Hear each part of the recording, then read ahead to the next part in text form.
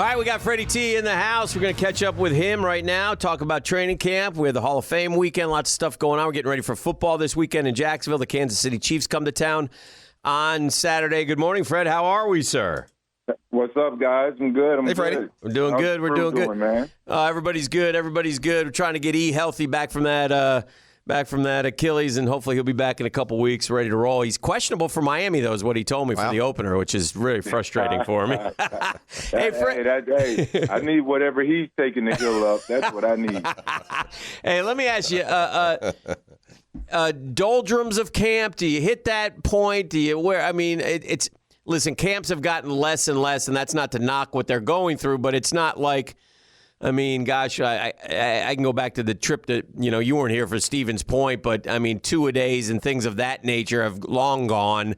It's still hard work. It's still hot. It's still brutal, but it's not the same as it used to be. But when you were playing, what was your attack of camp, and now you're into a game week? Is that a positive thing? Is that like, okay, thank God I got something else to look forward to?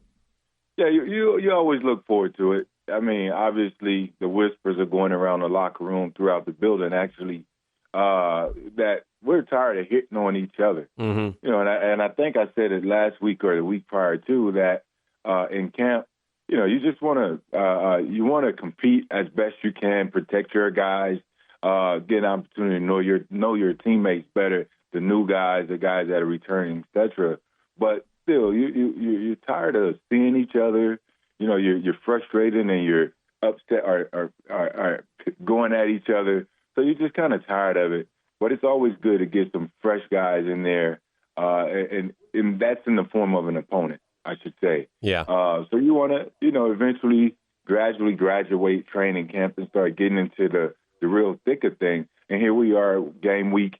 They're going to still grind and get their mental reps in as well when they're not out there on the field in the heat. But, yeah, you start to get into sort of a game mindset knowing, all right, it's closer. So the excitement starts to build a little bit for most of us who know we're going to be there. But for the guys that, have that uncertainty and if they're going to make the roster or not, it's a different type of excitement. Well, it's not necessarily excitement. Sometimes it's nerves, because those guys, they just never know. Sure. You never know that the margins are so narrow. You just never know who's going to be on the roster, even veteran guys. There were times where, we would get there just before the opening weekend. I remember these two occasions where Jack Del Rio cut our quarterback the opening week of the kickoff. So, you just never know what surprises are there. But still, excitement for veterans that know they're going to be there. And for a lot of guys, the opportunity to get out there and try and earn a spot is always fun. All right. Look, Fred, there's been a lot of attention on the running game in camp. I mean, they're down to mantras when it comes to making sure they're able to run the football, something they couldn't do last year, especially short yardage, which is perfect for us because that's your area of expertise. I want you to hear something Mitch Morse said yesterday and get your opinion on it. It seems awful theoretical for a punch you in the mouth sport and sometimes play. But here's Mitch Morse, the Jaguars' new center, on what he's learned so far about the Jaguars and their running game philosophy. They know what they want to run, and the nice thing is they're going to stick to it, and that gives us the freedom to ask questions, work on the techniques that they want, not be afraid to make mistakes out here so that we can correct those in the film room. We can have open dialogue, talk about what we see, what we like, what we don't like, and then at least, no matter what, we're all on the same page. And that sounds like an awful lot of there's the whistle, knock that guy back 3 yards. What do you make of that comment, Fred? Is he accurate? I like the philosophy. Okay. If you're dead set on, much like we were when we had those nice rushing attacks between Mojo and I, we knew what we were running. We were running inside zone, outside zone power. Mm-hmm. We'll throw a few other wrinkles in there to kind of throw defense off or try and see something to out-leverage them as we were making our chess moves. But, again, Coach Peterson, Super Bowl champion head coach, has been a great offensive mind in this league. The good thing about it, they know what they want to do, as he mentioned. Again, and you're not going to change a whole lot. So what that means is the players got to get on board. You got to trust what the coaches are coaching, and you got to just get better at it. You got to rep it, get better at it. And if there's by chance that these guys simply can't comprehend how to perfect it prior to the week of the game or game week, I mean, a few days before the game, then maybe that's the play you have to consider scrapping for that particular game plan. So, again, it's all about repetition so these guys can communicate effectively, play fast, and execute on game day and give themselves an opportunity for success. How many carries would you like to have in the preseason total for you to get you ready for the season? Like, was there a number, or how much playing time did you want? You know, we're down to 3 games. One game you're not going to play because they do these joint practices now. So next week with Tampa, I don't think the starters will play because they'll be practicing against him for a couple days, and so he'll probably hold them out of that game. But for you, what would work for you back when you were playing? Well, I know the secret of the run game, guys. So this is the secret. Mm-hmm. Get stuffed 9 times. The 10th carry, 99-yarder. Now all of a sudden you got 100 yards rushing. Yeah. There's some truth. 10 yards That's per carry. true. Mm-hmm. No, it's really just a feel and patience thing because you just never know. What I like to see myself do in training camp during these times where, especially in a game, my assignment.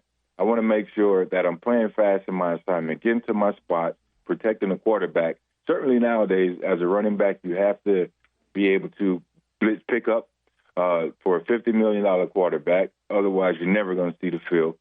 So you want to make sure that your fits are proper, that your footwork in the run game are proper. Make sure you start to mesh with the offensive line. I didn't necessarily take a play count or carry count because I know, again, going back to the secret of the run game, that didn't necessarily excite me. I know that they're going to come. As long as I'm patient, they're going to come. So it's just a feel thing. And then eventually as you get to that big game, the dress rehearsal style type game, yes, you want to have success. You want to be able to run fast, burst to your speed, make your cuts, and look back at the tape and say, okay, that was cool. Even if that's 4 carries, Jeff, or Dan, guys, if that's 4 carries and you're doing all those things, good burst, good speed, jump cut, then you're like, all right, I'm good. Whereas if you're slipping, you're stumbling, you're off balance, if it's 10 carries and you're doing that, you're like, okay, I gotta tighten up. Some things have to change. So nowadays, I don't know. The way these guys are, we visited with the Colts in their camp a week ago to shoot training camp tour. We talked to Reggie Wayne, former Colts great receiver, now is a coach there. He said the guys are just soft. They're not as mentally tough as we were. And, yeah, I mean, and that's only because that's the way the game has gone. They're just not – they could do it if they played in our era. It's just that this is the style of play that they have to deal with now. Well, there's a lot of society in that, right? There's a lot of things you deal with. Yeah, things advance. People change for sure, and standards so change. Yeah, right. So I vouch for the guys nowadays when I say I believe if they had to, they could play in our era. And if our guys had to play in this era, they could do the same. And talent is talent. You know, competition is competition. Guys want to go out there and do the best they can and try the best they can to make a roster. And it's narrowing down. So this is the part where it's starting to get excited.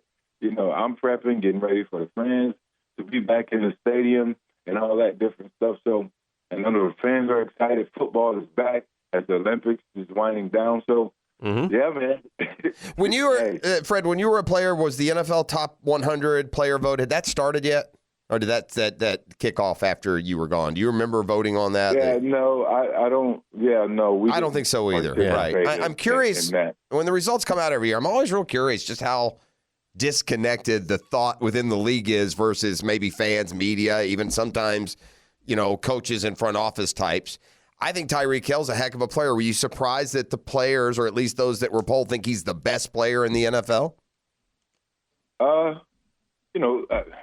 He's the best at what he doing. Correct. He's most exciting. He's fun. He might be the funnest. Right. So, again, much like sometimes when I question the Hall of Fame voting criteria, I'm like, all right, so what are you looking at? What are you taking into consideration when you're selecting these guys? Is it years? Is it accolades? Is it, what exactly is it? So we don't know what it is, but we can say without a doubt that if you're looking for a player who's been the best at his position consistently, let's say back-to-back seasons or maybe in a season, when you look at Tyreek Hill, he dominated the receiving position. He led in statistics across all categories. If you're saying, all right, it's the running back, you look at Christian McCaffrey. You can't say that about Patrick Mahomes, even though he's in the top 4, I believe. Yes, you're right. He has not been the best at his position, although he was the best to end the season in terms of winning the championship. But if it's statistics, then no, that doesn't fit the criteria. But why is he in the top 5? So what is? And that's so funny because then I could circle back and say, well, why is Lamar ahead of him? Right? I mean, why is Lamar? Exactly. You can find a pro and a con to the quarterbacks, especially, up and down the list. It's almost a separate category, right? You have the MVP to throw that'll go alongside with Lamar. To me, the MVP of the league last year. Yeah, this has always been my argument. You don't know this. You haven't been on. Yeah. Yeah. So it's like, what is the criteria? But like the players. The players vote for the players, right? So it's hard to argue that Tyreek isn't, per se, the way he dominated that position. And also he missed the game because he should have had 2,000. He missed the game and a few games slowed him down, but he clearly could have had well over 2,000 yards receiving. And he says it every year, I'm going to get 2,000 yards. And he's been pushing, those efforts right there on the cusp of achieving it. So, but it's all opinions, and we don't know what goes into it. Much like players, we had to vote on the Pro Bowl. Say sometimes to vote for this guy, not this guy. Do not vote for this guy. He's going to get those votes. So it's kind of like, is it a bit of that where it's skewed to a certain extent? So I don't know. I just kind of look at it, smile. Even the ESPN 100, Michael Phelps was number 1. Right. I don't know if I want to argue. He shows up every 4 years. It's like I don't know. So he wasn't my top. He wasn't my number 1. If I had to say, I was voting on it. But there's different ways. There's different from this standpoint, Fred. Like putting them in this order, or have a draft. 32 of us will get together, and every player in the NFL is up for grabs, and we have a draft, and you're probably going to have 10 quarterbacks taken before you get to the other positions. It's all probably relative to what the discussion is, and to your point, what makes it so hard when it comes to the Hall? What exactly is? But I think at the end of the day, they do it for this reason. This exact reason that we're having this discussion and this debate, and it brings us closer and closer to the actual sport, like anything else. So it's cool, but it doesn't matter at the end of the day. All right, my man. Well, great stuff as always. Next week we'll talk about a game. That should be fun. Yeah. And I will be there in person. Excited to be back in the building. And man, just looking like when I talk to the fans, Freddie, are you excited? Yes, I am excited. Every year it's the same. It's the same reset for me. Right. So I hope you guys are equally as excited. Absolutely. And ready to ride this train. So I'll see you guys in a few days. Yes, man. sir. Let's go. Awesome. All right. Thanks Freddie. Appreciate you. All right, there he goes. Fred Taylor, our running back.